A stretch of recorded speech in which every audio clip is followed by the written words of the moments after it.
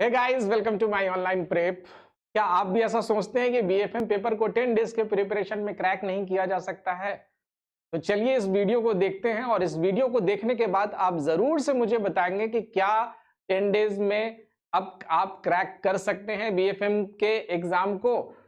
Yes, ये खास video उनके लिए जो ये सोचते हैं कि बीएफएम पेपर को 10 डेज के प्रिपरेशन में क्रैक नहीं किया जा सकता है।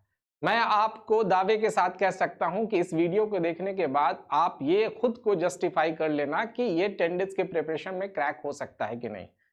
देखो, क्रैक कोई भी एग्जाम हो सकता है। इस एग्जाम में आपको पास करना है, आपको टॉप नहीं करना है। इस 10 डेज के प्रिपरेशन में आपको 50 मार्क्स लाने हैं, बस उसको आपको दिमाग में रखना है और उसके लिए ही वर्कआउट करना है। ये 50 मार्क्स कैसे आएंगे बीएफएम पेपर में, वो मैं आपको बताऊंगा। किस चैप्टर को आपको टारगेट करना है, किस मॉड्यूल को टारगेट करना है, वो मैं बताऊंगा।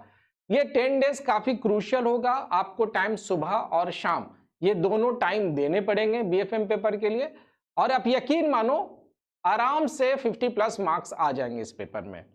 सबसे पहले तो आपके सेल्फ बिलीव होना चाहिए। Yes, I can crack BFM paper in 10 days preparation. सबसे पहले आपको खुद को सोचना पड़ेगा कि मैं ये पेपर, मैं ये एग्जाम क्लियर कर सकता हूं। अगर आप खुद को ये सोच रहे हैं तो half of the job has done.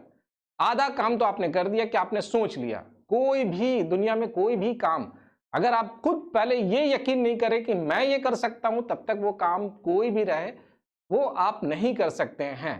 तो इसलिए खुद को सोचना जरूरी है कि yes, I can crack this exam, तो आप आराम से क्रैक कर सकते हैं। दूसरा, राइट स्ट्रैटेजी। अब अगर आपको 50 मार्क्स लाने हैं तो कौन से चैप्टर को इन 10 डेज में मुझे टारगेट करना है, इस स्ट्रैटेजी के साथ आप प्रिपरेशन करेंगे। तो चलिए स्टार्ट करते हैं। सबसे पहले मैं आपको ब्रेकआउट बताता हूं कि प्रीवियस ईयर 2023 जून में जो एग्जाम हुआ था बीएफएम पेपर का, उस पेपर में कितने मार्क्स के क्वेश्चन किस मॉड्यूल से आए थे, पहले उसको देखते हैं। तो अगर हम लोग बात करें बीएफएम पेपर के, तो मॉड्यूल ए जो इंटरनेशनल बैंकिंग है, module B risk management, module C treasury management और module D balance sheet management. अगर आप देखेंगे तो 39% क्वेश्चंस है वो मॉड्यूल ए से आया है, यानी कि वेरी वेरी इंपॉर्टेंट मॉड्यूल है। इसके बिना आप बीएफएम पेपर क्रैक नहीं कर सकते हैं। 40% वैल्यू है इस मॉड्यूल ए का। सेकेंड मोस्ट इंपॉर्टेंट मॉड्यूल है रिस्क मैनेजमेंट, मॉड्यूल बी।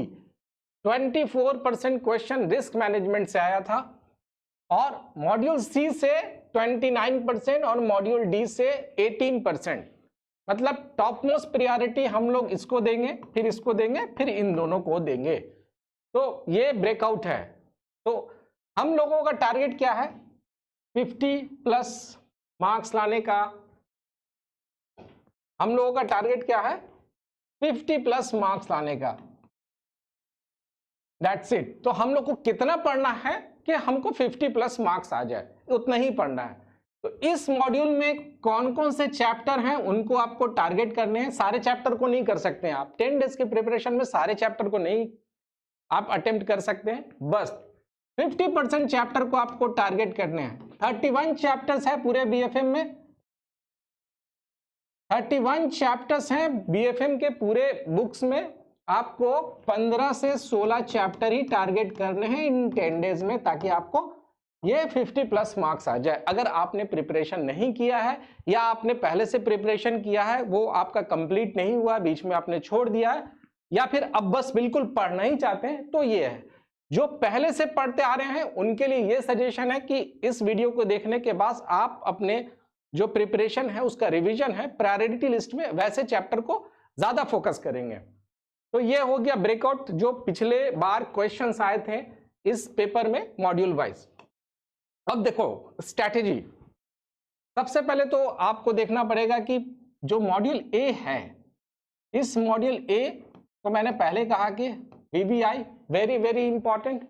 इसमें टोटल 10 चैप्टर्स हैं। इसमें टोटल कितने हैं? 10 चैप्टर्स हैं। अब इस 10 चैप्टर्स की अगर हम लोग बात करें इस 10 चैप्टर्स की हम लोग बात करें तो इसमें से कितने चैप्टर्स हैं जिनको हम लोग को टारगेट करने हैं। उसके बाद ये इंटरनेशनल बैंकिंग है, ये है इंटरनेशनल बैंकिंग, ये चैप्टर है रिस्क मैनेजमेंट, ये है ट्रेजरी मैनेजमेंट और ये है बैलेंस शीट मैनेजमेंट। ठीक है, तो इस 10 चैप्टर्स का जो वैल्यू है यानी 40% इस 10% 40% क्वेश्चन इस 10 चैप्टर्स से आते हैं। हम लोग को टारगेट करना है क्या कि ये, चलिए पहले चैप्टर्स देखें। ये तो हम लोगों ने देख लिया कि टोटल 31 चैप्टर्स हैं। अब इसमें से ये सारे चैप्टर्स हैं जो हम लोगों को पढ़ने हैं मॉड्यूल ए में। मॉड्यूल ए में टोटल 10 चैप्टर्स हैं। अब जो सबसे इंपॉर्टेंट चैप्टर है इसमें वो है exchange rate and forex business. ये इससे 12 से 14 क्वेश्चंस आते हैं।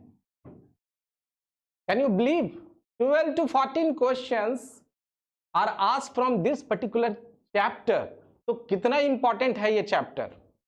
इस चैप्टर में एक चीज और भी है, देखो इस चैप्टर में क्या खासियत है, इस चैप्टर में 90% जो आप कंटेंट है, 90% कंटेंट वो आपका लिटरेचर है। लिटरेचर मतलब कॉन्सेप्ट है। 90% कॉन्सेप्ट है, 10% न्यूमेरिकल है, मतलब अरिथमेटिक।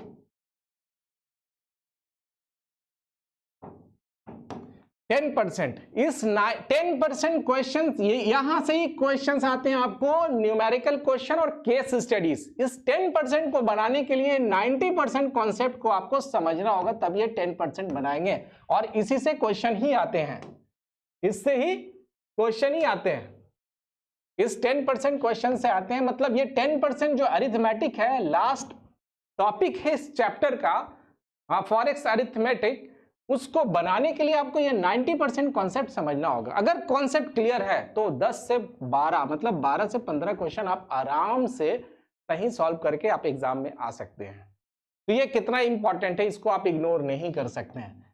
अच्छा, ये जो चैप्टर है, आप अगर जीआईबी के एग्जाम आपने रिसेंटली दिया है तो आपको याद होगा एएफएम पेपर में एक मॉड्यूल है, मॉड्यूल सी का फॉरेन एक्सचेंज अरिथमेटिक।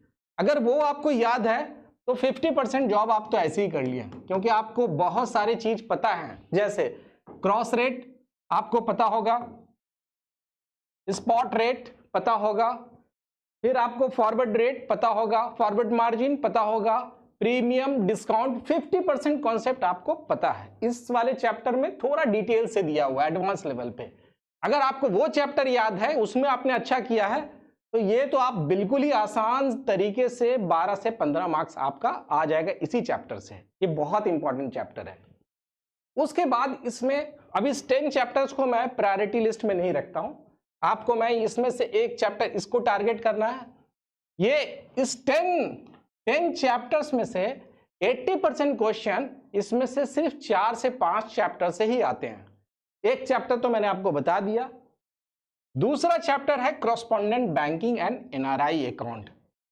इस अकाउंट में क्या है, इस अकाउंट में क्रॉस्पॉन्डेंट बैंकिंग एंड एनआरआई अकाउंट में आपको पढ़ना क्या है, आपको पढ़ना है इसमें नॉस्ट्रो अकाउंट, वॉस्ट्रो, लोरो, ये सारे अकाउंट पढ़ने हैं। इसमें यह पढ़ना है कि एनआरआई को जब हम लोग क्रेडिट देते हैं एनआरआई डिपॉजिट के अगेंस्ट में, तो कैसे देते हैं, उसका क्या गाइडलाइन है। उसके बाद एडवांसेस है, एनआरआई को कैसे देते हैं, क्या क्या उसमें हम लोग के पास टेक्नोलॉजी है, जैसे गेटवे क्या क्या है, गेटवे क्या है, स्विफ्ट है हमारे पास, आरटीजीएस है, वो पढ़ने हैं, आरबीआई के गाइडलाइन पढ़ने हैं, और आपको क्या क्या फैसिलिटी एनआरआई अकाउंट में किस किस तरह का हम लोग देते हैं वो पढ़ने हैं। तो ये आपके सेकंड मोस्ट इंपॉर्टेंट चैप्टर है। इससे केस स्टडीज क्वेश्चन आते हैं, याद रखना, न्यूमेरिकल और केस स्टडीज क्वेश्चन आएंगे। एक तो ये हो गया। दूसरा है डॉक्यूमेंट्री लेटर ऑफ क्रेडिट। ये इसमें आपने जेएआईबी में आपने पढ़ा होगा लेटर ऑफ क्रेडिट, यहां पे डॉक्यूमेंट्री है। जब डॉक्यूमेंट्री की बात करेंगे तो यहां पर कॉन्सेप्ट के साथ साथ गाइडलाइन भी है एलसी का, क्या क्या गाइडलाइन है, आरबीआई के क्या क्या गाइडलाइन दिए हैं उसको आपको पढ़ने हैं। तो ये वाले पार्ट को आप बिल्कुल इग्नोर मत करना। इसमें यूसी डीसीपी और आरबीआई के जो गाइडलाइन है लेटर ऑफ क्रेडिट में वो पढ़ने हैं, तो इसका एक कॉन्सेप्ट आप पढ़ लेना। तीसरा चैप्टर है facilities for exporters and importers. ये इस चैप्टर से, ये जितने चैप्टर बताने उससे आपके केस स्टडीज क्वेश्चन और न्यूमेरिकल क्वेश्चन आएंगे। ये जो तीसरा मतलब फोर्थ जो चैप्टर है, इसमें दो पार्ट है, एक है एक्सपोर्टर का और दूसरा है इंपोर्टर का। इन दोनों के राइट्स और गाइडलाइन, इन दोनों को क्या क्या आरबीआई की तरफ से और पेरी के तरफ से, पेडाई क्या क्या गाइडलाइन है, इसको आपको पढ़ने हैं। जैसे अगर हम लोग बात करें कि डीसीपीसी, यूसीपीडीसी, ये आपको पढ़ने हैं। फिर आपको यूआरएल 75 पढ़ने हैं, आईएसबीसी 755 पढ़ने हैं। ये सारे आपको इसी चैप्टर में पढ़ने हैं। अब उसके बाद ये 4 चैप्टर हो गया, तो आपके पास अब जो है वो चैप्टर, वो risk role of EXIM bank, इसको देख लीजिएगा इस चैप्टर को। अगर आपने ये 4 चैप्टर कर लिया तो मान के चले 10 से 12 क्वेश्चन आपने यहां से ही ले आया। आपका टारगेट क्या है? 50+।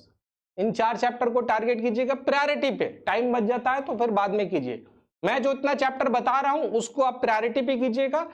उसके बाद अगर आपके पास टाइम बचता है, टाइम इसको करने के बाद, तो फिर आप दूसरे चैप्टर को भी देख लीजिएगा। बट ये चैप्टर से 50+ मार्क्स आप आसानी से लेकर के चले आएंगे। ठीक है, तो ये हो गया मॉड्यूल ए का। अब अगर मॉड्यूल बी की बात करें, देखो ये मॉड्यूल बी, ये थोड़ा कॉम्प्लिकेटेड है, रिस्क मैनेजमेंट।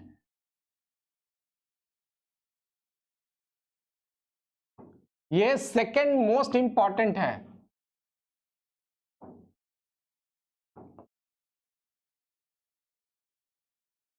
ये सेकंड मोस्ट इंपॉर्टेंट चैप्टर है। 25% क्वेश्चन आते हैं यहां से, लेकिन इसमें यार एक कैच है। कैच क्या है? इसमें सारे रिस्क हैं, जितने तरह का रिस्क है ना, सब रिस्क इसमें आपको पढ़ने हैं। मतलब सिलेबस में जितने तरह का रिस्क होता है सब आपको दे दिया गया पढ़ने के लिए। इसमें एक जो चैप्टर है आपका रिस्क इन बैंकिंग बिजनेस, ये सबसे लेंदी है, ये सबसे लेंदी चैप्टर है। आप पहले इसको प्रायोरिटी पे मत रखना। इससे वैसे क्वेश्चन 6 से 7 क्वेश्चन इससे ही आते हैं। इसको मत रखना क्योंकि कॉम्प्लिकेटेड है।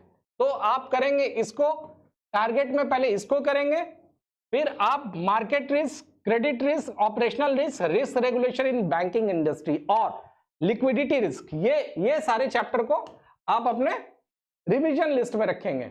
1 2 3 4 5 6। देखो ये इंपॉर्टेंट है, इसलिए बता रहा हूं क्योंकि अगर आप इसमें से स्किप करोगे हर एक चैप्टर का, सपोज करो कि ये जो चैप्टर है यहां से पिछली बार 3 क्वेश्चन आए थे, इस चैप्टर से 2 क्वेश्चन आए थे, तो आप, अच्छा एक चीज और भी है कि ये क्वेश्चन रिपीट भी होता है, इस टॉपिक से आया तो हो सकता है कि यही सेट आपको दोबारा मिले एग्जाम में, तो आप इसको इग्नोर नहीं कर सकते हैं। 25% क्वेश्चन के लिए आपको कम से कम 4 से 5 चैप्टर इसमें पढ़ने होंगे। डन। फिर आते हैं हम लोग मॉड्यूल सी में।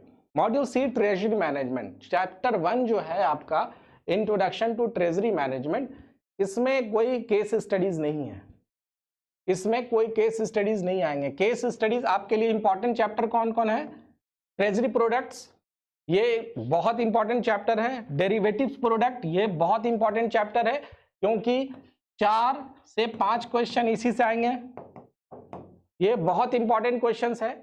Funding and regulatory aspect, very important, इसको आप पढ़ लीजिएगा। और treasury and assets liability management, इसको पढ़ लीजिएगा। ये 4 चैप्टर इसमें आप पढ़ लीजिएगा, 1 2 3 एंड 4। क्लियर? ये बहुत इंपॉर्टेंट है। अगर आपने इसको पढ़ लिया तो 15 से 18 मान के चलिए 15 मार्क्स तो आप बिल्कुल इस चैप्टर से आपको आ जाएंगे। बाकी के चैप्टर से आते हैं 20% तक वेटेज है, तो आप इसको स्किप करिए। ये जो 4 चैप्टर है 80% क्वेश्चन इसी 4 चैप्टर से आते हैं इस मॉड्यूल से। ठीक है। Next, balance sheet management. Balance sheet management में ये VBI capital adequacy vessels norm बहुत इंपॉर्टेंट है, इसको पढ़ लीजिएगा। प्रोविजनिंग नॉर्म्स आप पहले भी जेआईबी में भी पढ़ा है आपने, और एबीएम में भी आपने पढ़ा होगा, तो ये दोनों काम में आ जाएगा, तो इसको तो आप स्किप कर ही नहीं सकते हैं। ठीक है, ये ऑटोमेटिकली आपके उस प्रिपरेशन का पार्ट है, इसमें ज्यादा दिमाग नहीं लगाना है, क्योंकि आप जेआईबी में भी आपने पढ़ा है और अभी सीआईबी एबीएम पेपर में भी ये चैप्टर है आपका। ठीक है, तो इसको तो ये बाय डिफॉल्ट आपको पता है। अब यहाँ पे लिक्विडिटी मैनेजमेंट है, इसको आप देख लीजिए। Interest risk management, interest rate risk management, ये देख लीजिए। तो मतलब 4 चैप्टर इसमें, 1 2 3 4, ये 4 चैप्टर अगर आपने कर लिया तो 15 मार्क्स तो बिल्कुल इससे ही आ जाएंगे। डन। तो वहां पे हम लोग ने क्या किया, हम लोग ने यहां से जो हम लोग ने सारे चैप्टर को 40% क्वेश्चन आते हैं, 80% वाले चैप्टर जहां से फ्रीक्वेंसी है, यहां से आप आराम से 25 क्वेश्चंस तो यहां से ले आएंगे, 25 to 30। अगर यहां से 25 इन चैप्टर को पढ़ के आप आ गया, तो अगर आपने इन चैप्टर को पढ़ा, 12 मार्क्स यहां रख लो आप, कितना हो गया आपका 42। अगर यहां से मॉड्यूल सी से आपको 10 मार्क्स भी आ जाता है या 8 मार्क्स भी आ जाता है, तो कितना हो गया आपका 50। और अगर आपने यहां से 15 की जगह 10 मार्क्स या 5 मार्क्स भी आ गया, तो 55 प्लस आपको आ गया ना। तो आपको उतना ही पढ़ना है जितना आपको पास करने की जरूरत है, क्योंकि आपके पास टाइम नहीं है प्रिपरेशन के लिए, तो सारे को आप टच नहीं कर सकते। सिर्फ इंपॉर्टेंट चैप्टर को ही टारगेट करना है आपको, जो हाई वेटेज वाले हैं। क्लियर। अब ये तो पता चल गया कि हाँ मेरे पास ये सारी चीजें हैं, मुझे ऐसे प्रिपरेशन करना है।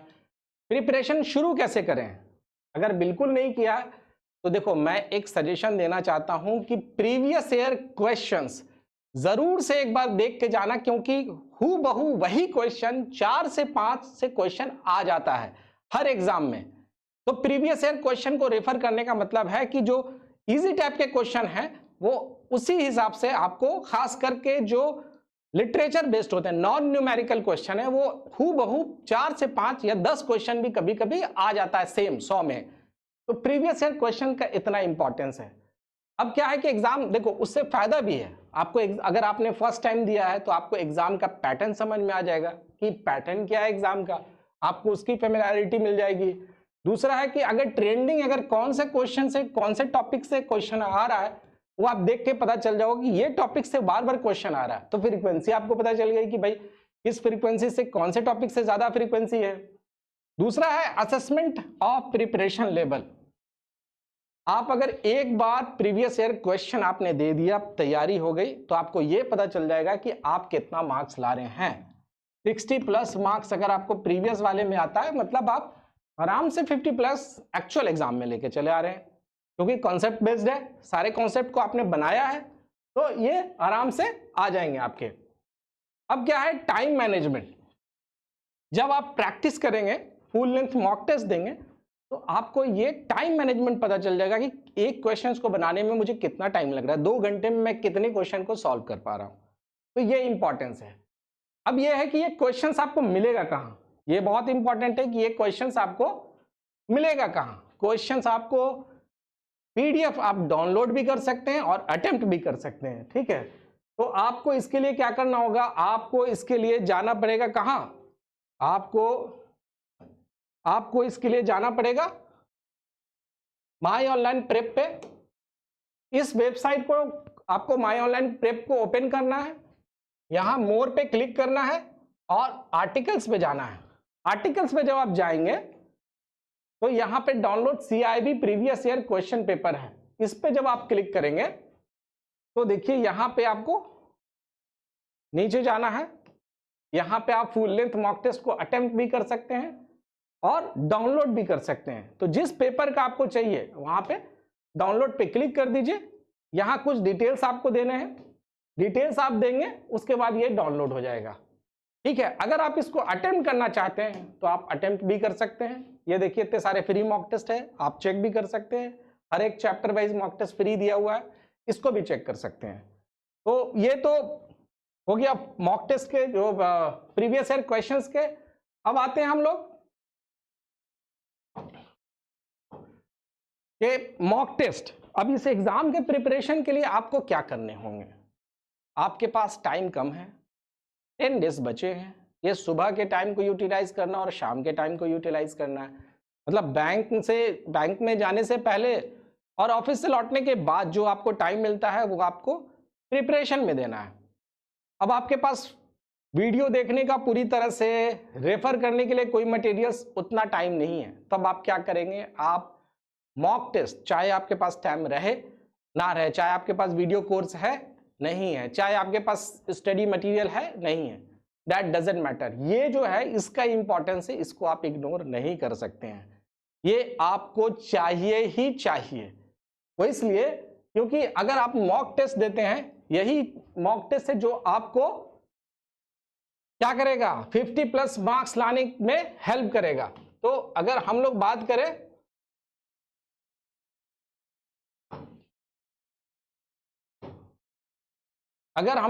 करें कि प्रैक्टिस लाइक रियल थिंग्स, ठीक है, प्रैक्टिस लाइक रियल थिंग्स। तो इसमें आपको जैसे आप मॉक टेस्ट देंगे तो आपको क्वेश्चंस का पैटर्न समझ में आ जाएगा कि किस तरह के क्वेश्चंस में आपको प्रैक्टिस करने हैं। फिर आपको learn to manage your time. जैसा कि मैंने कहा कि प्रीवियस ईयर क्वेश्चन या मॉक टेस्ट आप देते हैं तो टाइम मैनेजमेंट आपको समझ में आ जाता है, किस क्वेश्चन में आपको ज्यादा वक्त लग रहा है और कहां पे आपकी वीकनेस पॉइंट है, आप उसको देख सकते हैं, फिगर आउट कर सकते हैं। Find and fix weakness. जब आपको यह पता चल गया कि एक पर्टिकुलर टॉपिक से आप क्वेश्चन नहीं बना रहे हैं तो उसके कॉन्सेप्ट को आपको सीखना है और उस कॉन्सेप्ट को सीखने के बाद आपको फिर से प्रैक्टिस करना है इन 10 डेज में। Stay calm on exam day. जब आप एग्जाम डे में जाएंगे, अगर आपने फर्स्ट टाइम दिया है तो ये अगर फेमिलियरिटी है कि क्वेश्चन किस तरह के आ रहे हैं, लेवल ऑफ डिफिकल्टी क्या होगी, तो आप पैनिक नहीं होंगे। आपको पता होगा कि किस क्वेश्चन से क्या आएंगे। और एक चीज, जब क्वेश्चन आएगा एग्जाम में तो सबसे पहले इजी टाइप के क्वेश्चन को आप टारगेट करेंगे। जितने भी इजी टाइप के क्वेश्चन है उसको फर्स्ट राउंड में 15 मिनट, 20 मिनट, आधे घंटे में इजी टाइप के क्वेश्चंस को कॉन्फिडेंटली आप मार्क कीजिए। उसके बाद फिर आप लेंदी या न्यूमेरिकल क्वेश्चन को हिट कीजिएगा। तो ये एक फैसिलिटी हो गई। तो हम लोगों ने देखा कि प्रैक्टिस लाइक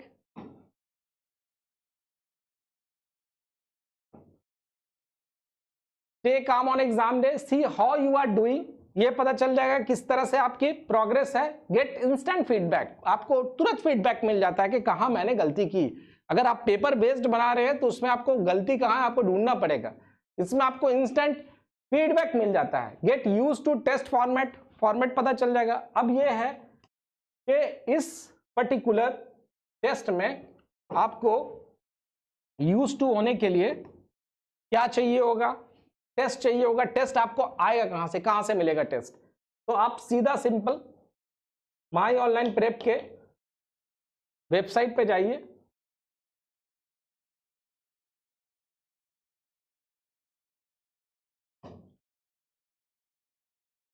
यहां पे आप जाएंगे माई ऑनलाइन प्रेप के मॉक टेस्ट के लिए। ये देखिए, ये आप अगर प्रो लेते हैं या जेआईबी मॉक्स प्रो लेते हैं तो यहां पे आपको सारी चीज मिल जाएंगे। बीएफएम पेपर की अगर बात करें, वीडियो लेक्चर, यहां पे देखिए 83 वीडियोस हैं चैप्टर वाइज। हर एक चैप्टर का केस स्टडीज है। ये देखिए यहां पे हर एक चैप्टर